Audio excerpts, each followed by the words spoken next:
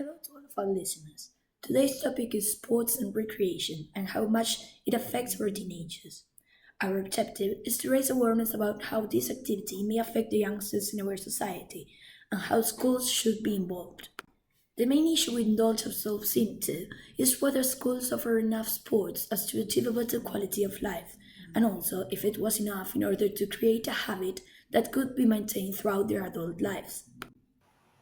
According to a research conducted by the University of Missouri, published in an article named Benefits of Sport for Adolescents, those teens who do sports tend to do better academically, as skills such as memorization are continuously practiced in this type of exercise.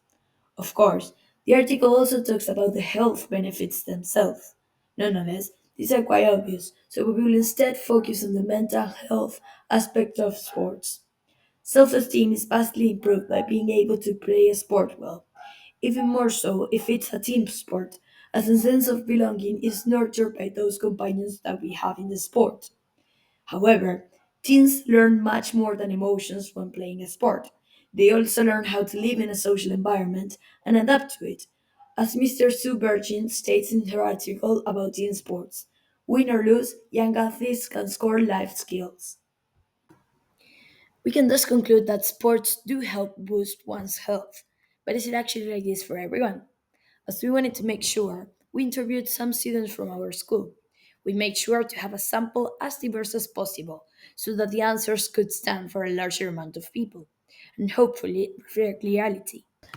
Now we're going to ask Zero, who does volleyball at school and goes to the gym outside, if he feels healthy. Yes. Okay. And do you feel that volleyball can become a habit when you get older, your adult life, for example? No. Then do you give importance to nutrition apart from school? Yes. The sports requirements of the school are many normal or a few? Yeah, there are quite a lot actually. Okay. And considering that there are people who feel bad when doing sports because of the demands that the schools put in order to pass a subject, do you consider correct that the subject becomes more recreational in schools? Yes. So now we're going to ask Sophie. She does rhythm gymnastics at school but does not go to the gym or anything outside. Do you feel healthy? Yes, I do. Do you think that rhythm gymnastics will remain a habit for your adult life? Always, really, yeah, I love it. Do you attach importance to nutrition as well as sports? Do you think both should be balanced?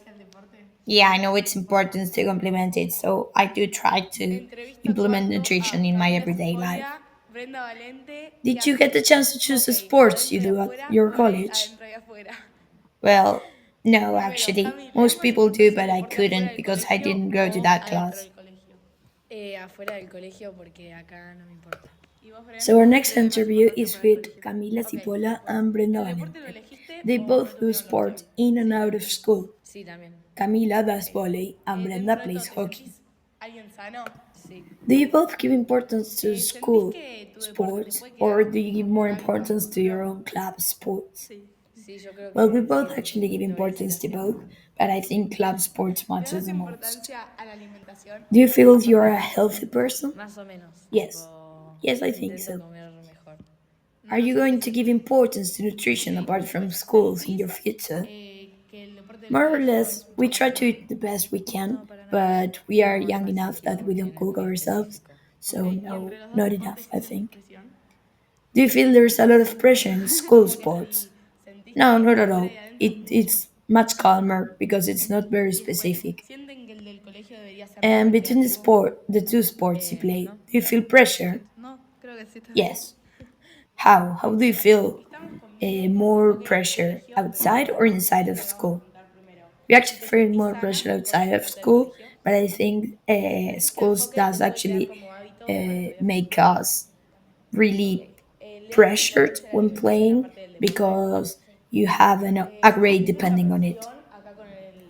Lastly, but not less important, we're here with Miley, who plays hockey at school but not outside. So first, we're going to ask her, do you feel healthy with school sport?